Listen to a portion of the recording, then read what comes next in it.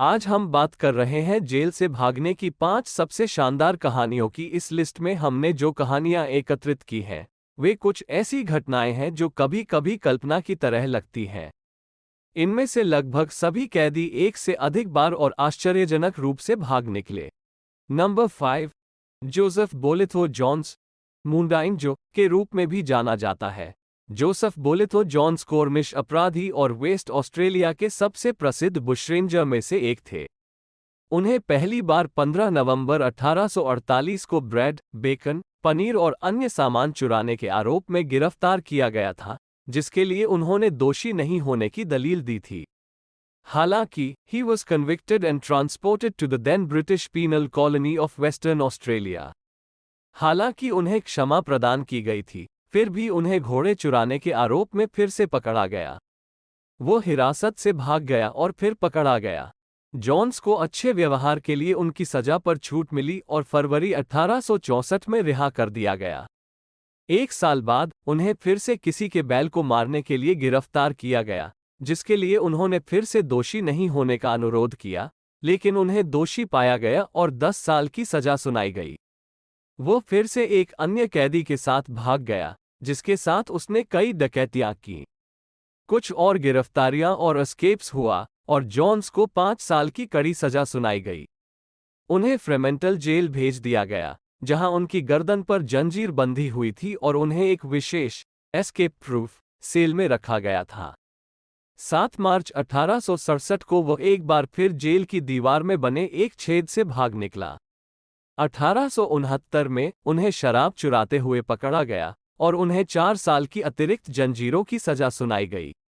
हालांकि राज्यपाल द्वारा उनसे किए गए वादे के बारे में जानने के बाद आगे की सजा को अनुचित माना गया और उन्हें 1871 में रिहा कर दिया गया। नंबर 4, कज़िमियर्स स्पाइकाउस्की। जर्मन इन्वेजन के लिए पोलिश रेजिस्टेंस के पतन के बाद जर्मन नाजियों द्वारा कब्जा कर लिया गया काज़िमिर्स पिचोस्की एक राजनीतिक कैदी था।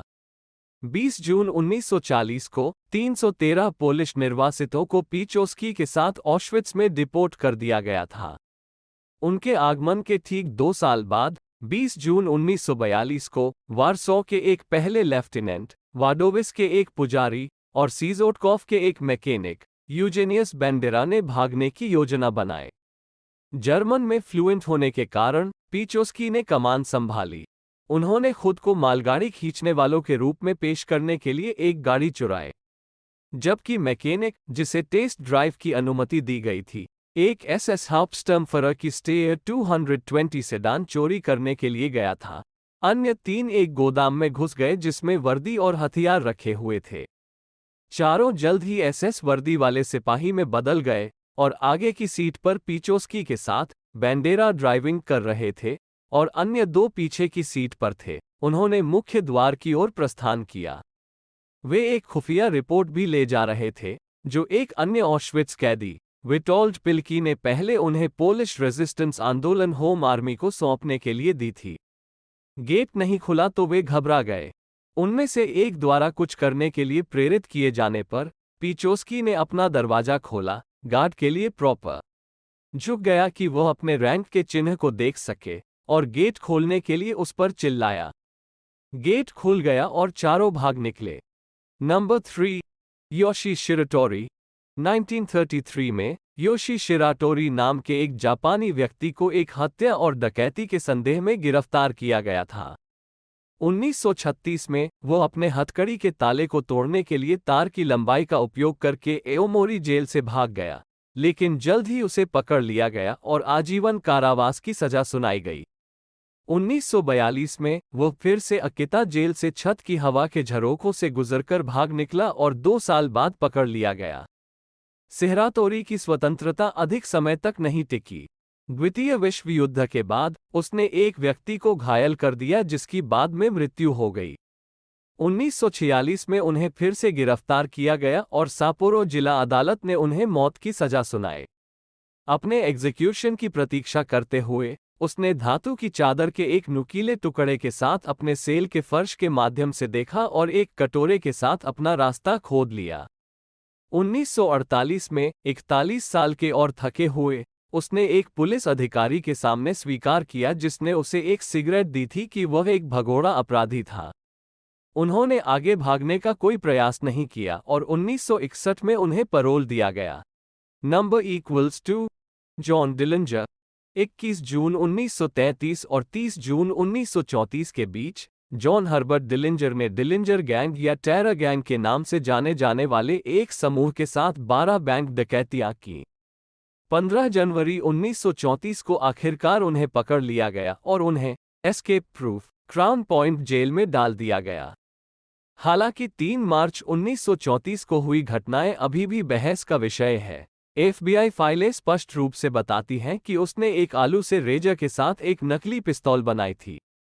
33 जेलरों और कैदियों को पिस्तौल से धमकाने के बाद उसने उन्हें अपने रहने वाले कोठरी में बंद कर दिया। एक अन्य कैदी के साथ उसने 2 सब मशीन गनें ली, दीवार फांद दी और एक शेरिफ के निजी वाहन को चुरा लिया। वे दोनों तब 50 गार्डों से आगे निकल गए जो विशेष रूप से उसे अंदर रखने के लिए वहां तैनात थे। Number 1, mark डेफ्रियस्ट। फ्लोरिडा के हौदिनी के रूप में भी जाना जाता है। मार्क डेफ्रियस्ट 6 साल की उम्र तक घड़ियों और यहां तक कि इंजनों को अलग कर सकते थे और फिर से जोड़ सकते थे। हालांकि उन्हें व्यवहार संबंधी समस्याएं थी और वे लोगों को ठीक से समझ नहीं पाते थे। 1980 में उनकी सौतेली मां ने पुलिस को फोन किया जब वसीयत के आधिकारिक होने से पहले उन्होंने अपने पिता की इच्छा वाले उपकरण ले लिए। इसे चोरी माना गया और जब पुलिस आई तो वह घबरा गया और उनके पास से भाग गया।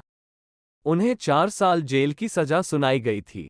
अपने पहले भागने के प्रयास के दौरान वो फ्लोरिडा राज्य अस्पताल के कर्मचारियों को LSD-25 के साथ ड्रग देने में कामयाब रहा, लेकिन यह उल्टा पड़ गया क्योंकि किसी ने प्रभाव में आकर सुरक्षा को बुलाया। जब तक वह बाड़ पर चढ़ा और एक कार को गर्म किया, तब तक उसे पकड़ लिया गया और बे काउंटी जेल भेज दिया गया। हालांकि वह भागने के लिए चतुर विचारों के साथ आया, जिसमें टूथपेस्ट ट्यूब से बनी जिप गन के साथ साथ चाबी बनाना भी शामिल था। भागने के एक प्रयास के दौरान उसने एक कार चुराने के लिए बंदूक का परिणामस्वरूप सशस्त्र डकैती का आरोप लगा। दुर्भाग्य से उनके भागने के प्रयासों और सैकड़ों छोटे उल्लंघनों ने उनकी 4 साल की सजा को 34 साल कर दिया।